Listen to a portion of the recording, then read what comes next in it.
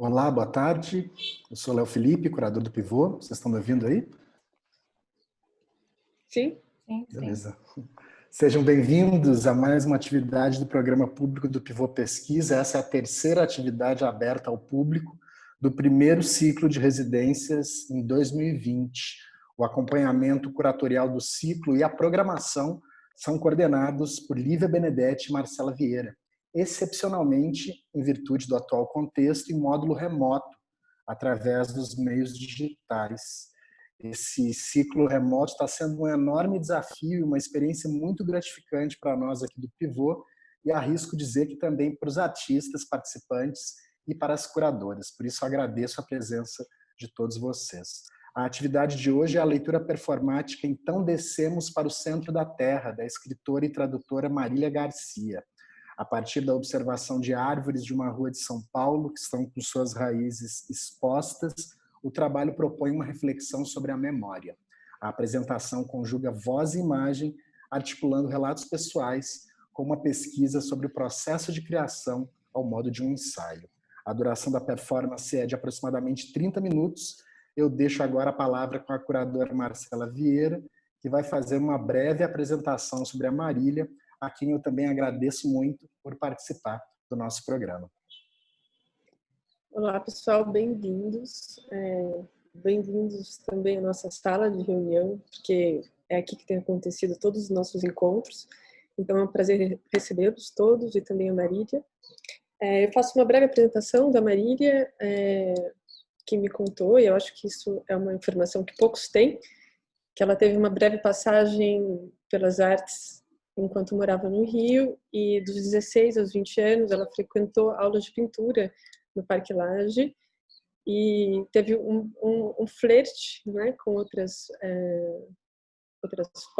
formas artísticas, e participou inclusive de exposição coletiva tanto no Parque Lage quanto também participou de curso de monotipia e colagem no Festival de Inverno de Ouro Preto. Isso é uma novidade, acho que poucos sabem, mas que também faz um link com a nossa atividade, porque talvez seja uma das primeiras vezes que a Marília esteja num ambiente mais dedicado às artes visuais, de forma geral.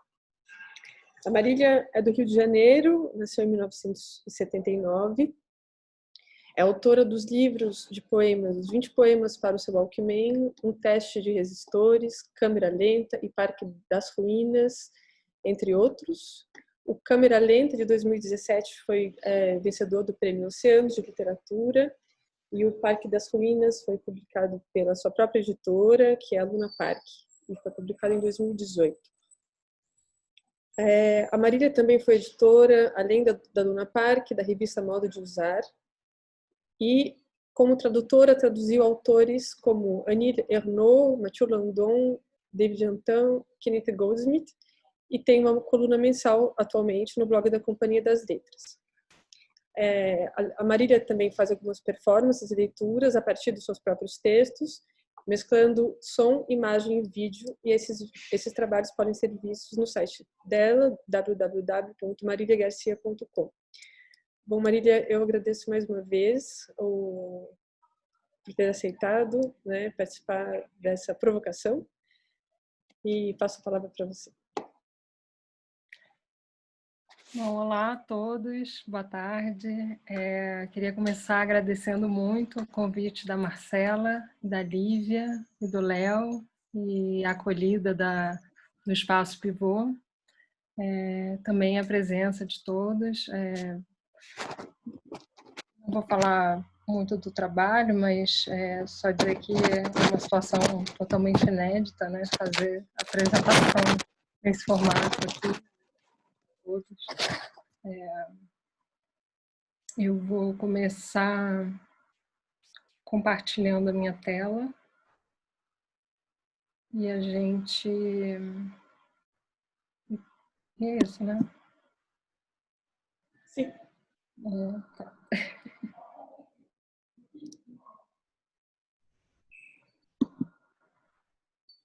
Não, peraí. Calma, paciência, já deu errado. Tranquilo.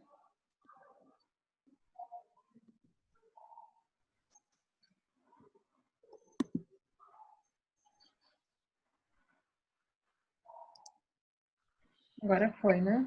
Sim. Bom, o trabalho se chama Então Descemos para o Centro da Terra. Ele tem 10 partes e uma coda.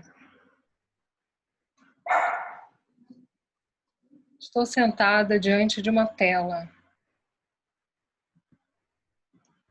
Vocês estão sentados diante de uma tela.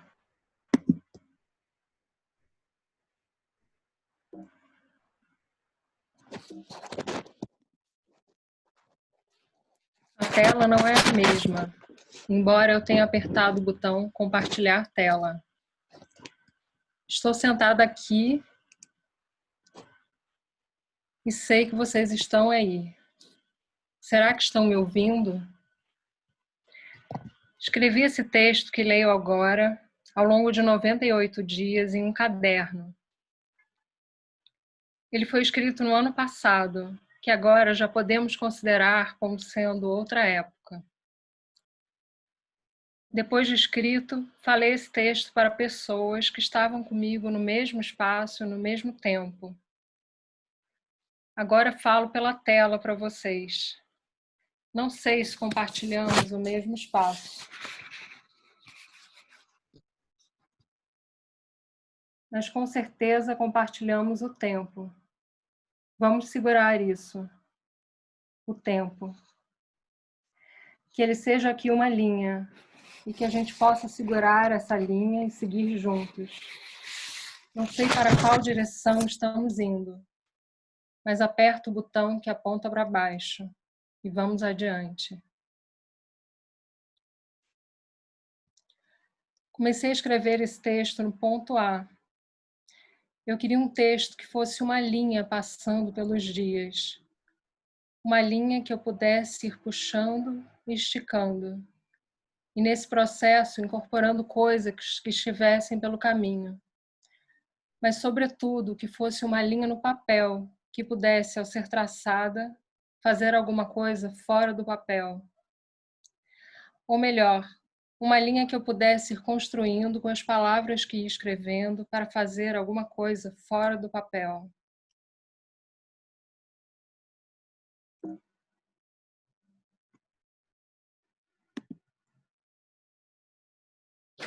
Eu não sabia que coisa era essa, então pensei em seguir uma espécie de comando que li num livro de botânica. É claro que meu objetivo não era o mesmo dos naturalistas ao descrever espécies, ou dos cosmólogos ao descrever o universo. Não tinha nenhuma pretensão de fazer uma descrição do mundo. Talvez fosse melhor adaptar esse comando, em vez de dizer eu observo e anoto, pois o que eu queria era linguagem, anotar memórias, leituras, coisas que ia encontrando pelo caminho e tentar juntar isso tudo. Seria possível colar coisas diferentes em uma única linha? Seria possível colar tempos diferentes na mesma linha? Queria passar de A a B, como diz um trabalho da Mira Schendel, mas muitas vezes a linha é interrompida e não sabemos como retomar o fio. Durante o processo, alguma coisa pode acontecer. E, em vez de ir do ponto A ao ponto B, acabamos chegando no ponto C. Por isso também decidi anotar o processo. Seria possível, anotando, controlá-lo? Comecei com uma etimologia que encontrei para a palavra mapa, do latim mapa, guardanapo, vocábulo de origem púnica, segundo Quintiliano. Para Saraiva, deriva do siríaco mapau, que faz sair, que chama para fora. O mapa dá a impressão de uma espécie de toalha, lençol, ecrã. Assim, peguei o caderno e escrevi. Nesse dia 1, estou bem no centro da palavra mapa, espécie de superfície que faz sair, que chama para fora. Então decidi sair de casa e marcar um ponto de partida espacial. Ao chegar na rua, olhei para o chão e vi essa árvore.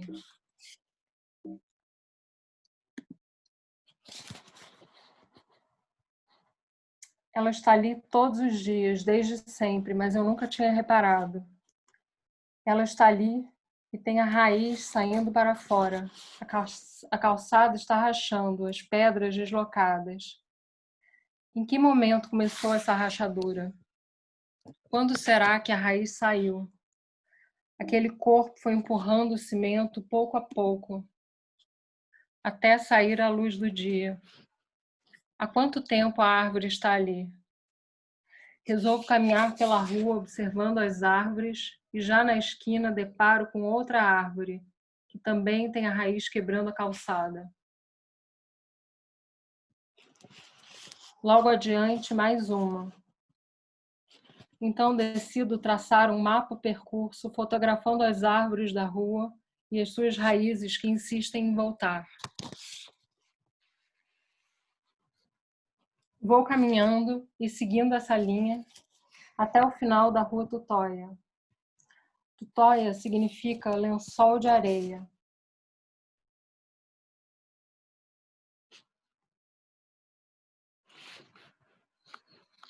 Emanuele Cottia diz que as raízes das árvores crescem para baixo e levam o sol para dentro da terra. O sol penetra até a moela do planeta, influenciando suas camadas mais profundas.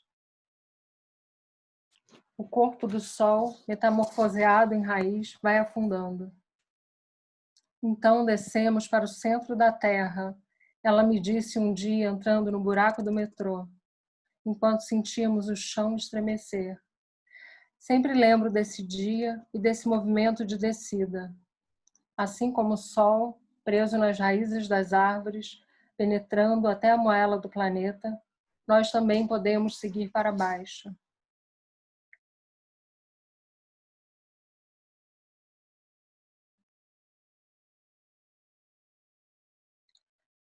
O poeta Emmanuel Ocar define a elegia como um gênero poético, usado para expressar tristeza e melancolia. A palavra elegia vem do grego elegos, que é um canto de luto. Ocar diferencia a elegia clássica do que ele chama de elegia inversa. Na clássica, o sujeito nostálgico escava o seu passado, em busca de elementos para poder choramingar. Ele quer ficar no passado. O elegíaco inverso vai até a memória, mas busca trazê-la para o presente. Ele recolhe alguns fragmentos, mas quer refazer o passado. Ele interfere no que encontra, projetando para frente, para o futuro. Ele também escava as memórias, mas está em busca de linguagem. Quer encontrar pedaços de falas, de palavras, de enunciados, para poder escrever. Parte do passado e começa a tomar notas. De repente, encontra alguma coisa que o surpreende.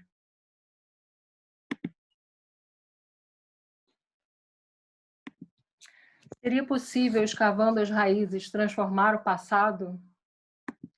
Segundo ele, a elegia é um gênero poético e não uma forma.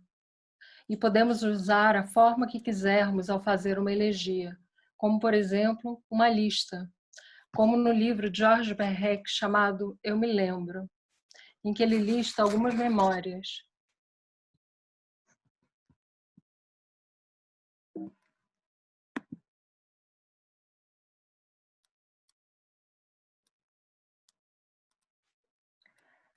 Ao lembrar de alguma coisa, seria possível colar num mapa 2 dias diferentes?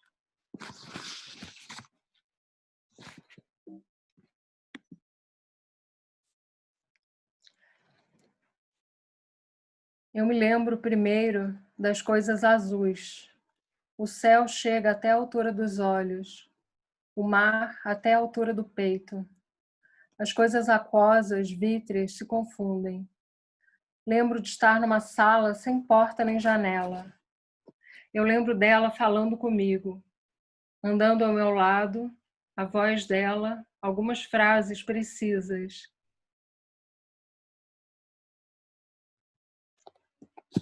Lembro da primeira vez que vi um raio caindo, no meio das árvores, chovendo. Não lembro se era ela que estava comigo. Vi um raio caindo no tronco de uma árvore. Lembro do flash, a cena muda, o flash, uma agulha pulando no disco. O chão estremece, a cena se repete num clarão. Parte da árvore caindo.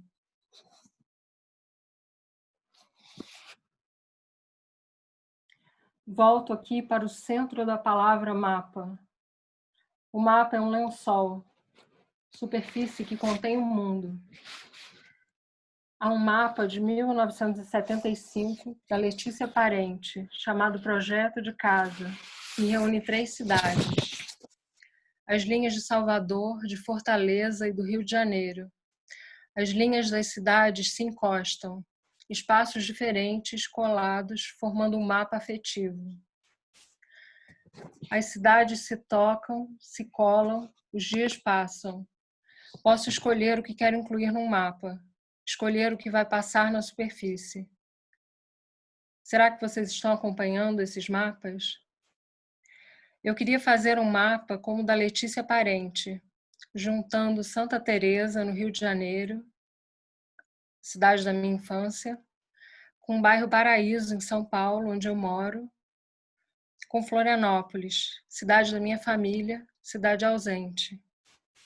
Queria um mapa com espaços da memória afetiva, mas em vez disso, acabei fazendo um mapa das raízes das árvores que têm a raiz aparente. Um dia a raiz volta e se torna presente. Então descemos para o centro da Terra, espécie de catábases, termo que significa movimento de descida.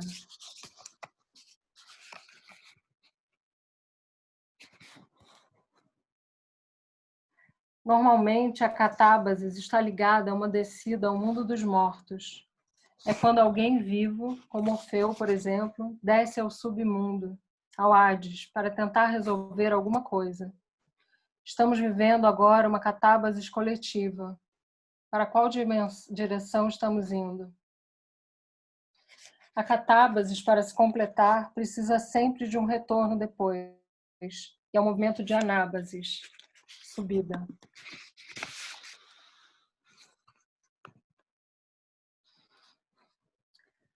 Eu me lembro de ver o letreiro de um filme quando estava aprendendo a ler. E lembro de achar difícil entender o que estava escrito e de pedir ajuda à minha mãe.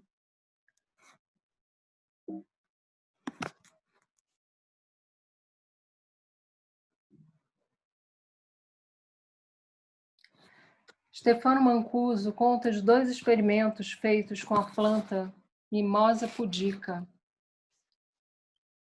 Ele tinha o objetivo de descobrir se ela tinha algum tipo de memória.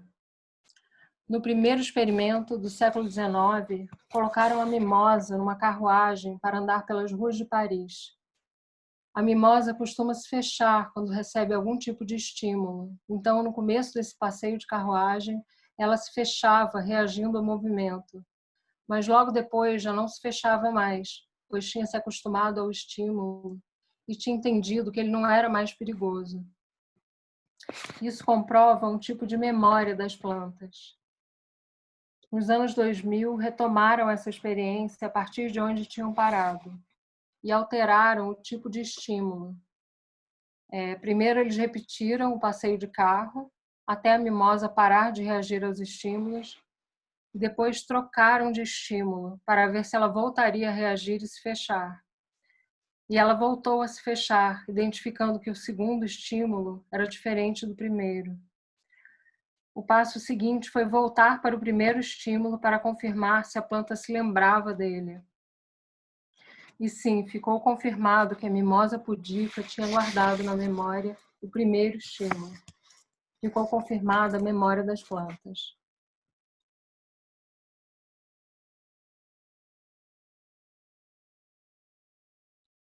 No meio desse percurso, fui fazer uma fala na Universidade Federal da Fronteira Sul, que fica na cidade de Chapecó, em Santa Catarina. E eu queria contar o que aconteceu. Na véspera da viagem, o professor que tinha me convidado escreveu para avisar de uma mudança de última hora. Já não sei se consigo ir de A para B. Naquele momento, havia um processo de eleição para reitor na universidade, e da lista tríplice indicada pela instituição, o presidente da República tinha escolhido o terceiro lugar, que era o apoiador dele na cidade. Numa universidade como esta, em que 90% das vagas é de cotas para alunos do ensino público, seria impossível se manter sob uma gestão de cortes. Então, os estudantes ficaram revoltados com a escolha do novo reitor e ocuparam a reitoria da universidade. O evento no qual eu ia falar tinha sido transferido para a ocupação, e por isso o professor me escreveu dizendo para eu ficar à vontade caso não quisesse mais ir. Quase não fui, pois achei que seria preciso um tipo de fala mais combativa para a ocasião. Mas logo entendi que eu queria simplesmente ir e estar na ocupação, estar no meio da palavra ocupação. Menos para falar e mais para ouvir.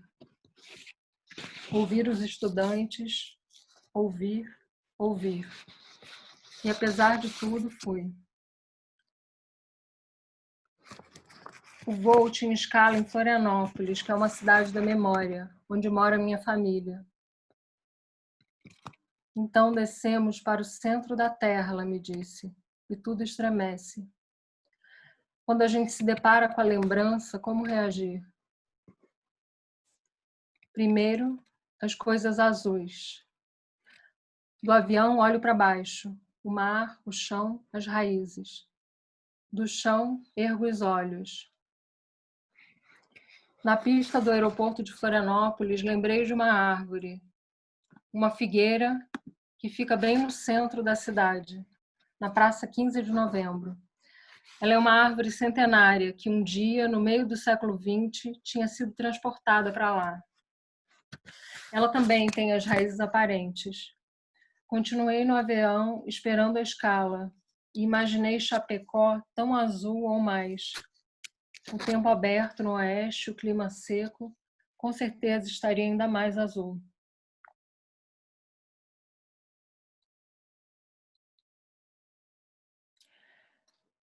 Nessa escala em Florianópolis, lembrei que perto da minha casa, em São Paulo, existe uma figueira imensa, que deve ser centenária como a de Florianópolis. Ela também tem as raízes saindo do canteiro. Será que um dia, em meados do século XX, ela foi transferida para a Rua Tutóia? Ou será que ela sempre esteve ali?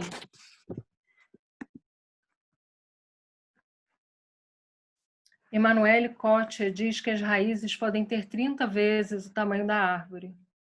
As árvores são uma espécie de iceberg. O que fica à mostra é só um pequeno pedaço. Ouvi dizer que em São Paulo as raízes não encontram espaço debaixo da terra, pois em vez de terra e água, hoje em dia há fibras ópticas passando pelas vias subterrâneas, transmitindo dados, internet, mensagens de WhatsApp, lives, e-mails, notícias, arquivos. As raízes encontram resistência para seguir adiante seu percurso e começam a sair de dentro da terra, na direção do céu.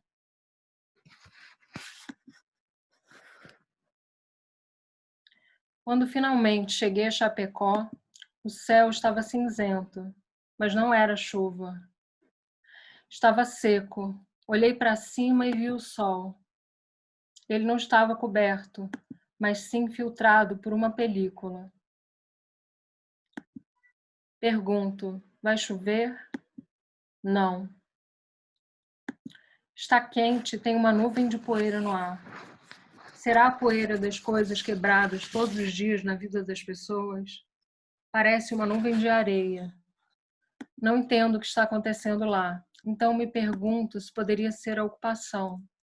Estar no centro da palavra ocupação poderia produzir uma nuvem cinzenta?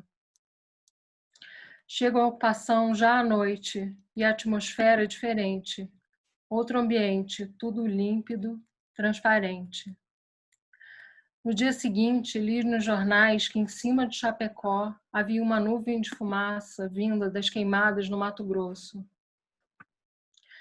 Pensei num mapa que juntasse 2 dias diferentes, 2 espaços diferentes, 2 nuvens. 19 de agosto em São Paulo, em que o céu escureceu às 3 da tarde. 10 de setembro em Chapecó. Seria possível dobrar o tempo colando esses 2 dias?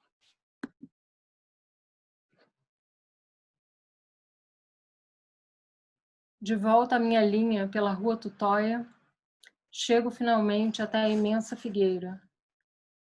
Ela quase não cabe no canteiro. As raízes saem para fora. Mesmo assim, a ponta do iceberg é imensa. Não dá para imaginar o que está debaixo da terra. Debaixo da figueira da Tutóia existe o quê? Tutóia era o termo usado eufemisticamente durante a ditadura militar para designar o doicode, pois a sua sede funcionava ali, nesse ponto exato, no prédio que fica em frente à figueira. Hoje funciona uma delegacia de polícia. Ao ver a árvore, penso primeiro nos fantasmas que rondam esse prédio. Depois penso na pesquisa das mimosas sobre a memória das árvores. Imagino os fantasmas debaixo da terra e as memórias daquelas raízes. Fotografo a figueira e volto para casa.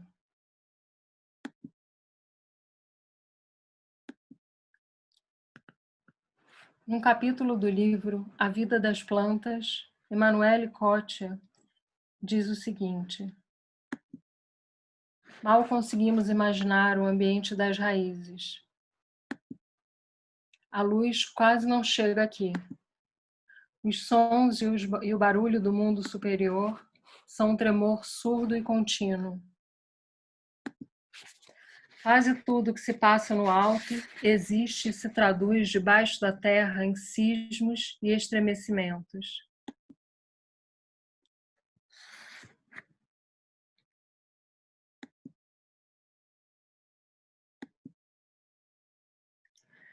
Meu percurso terminou um dia logo depois de uma sessão de análise. Nessa sessão, eu estava me perguntando se conseguiria chegar ao ponto B. Ao ouvir o meu relato sobre as raízes da figueira do doicode, minha analista lembrou de um trabalho chamado Operação Tutóia, do artista Fernando Piola. Em 2007, ele propôs à delegacia que fica na Rua Tutóia de fazer um trabalho paisagístico no jardim deles. Seria um trabalho que duraria um período de vários meses, pois era preciso tratar o jardim, plantar, esperar as plantas crescerem. Peguei algumas fotos no site dele, como esta, mostrando o jardim tal como era. Ou então como essas, do processo. Ele removeu uma parte das plantas que ficavam no jardim da DP e plantou em seu lugar espécies com a folhagem vermelha. Deste modo, o contorno do prédio onde antigamente funcionava o doicode ficou todo vermelho. O prédio ficou mergulhado no sangue que foi derramado ali. Piola faz o sangue passar pela raiz e depois crescer.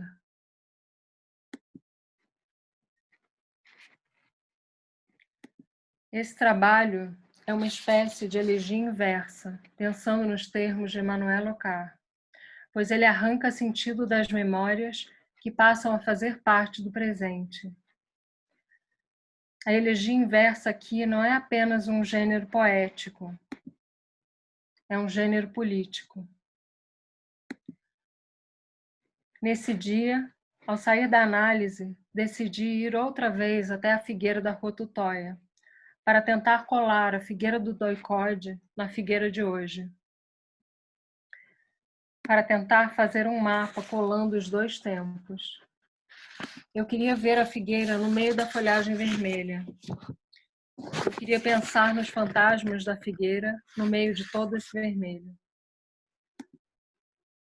Cheguei lá e fiquei olhando para baixo, examinando as raízes da figueira.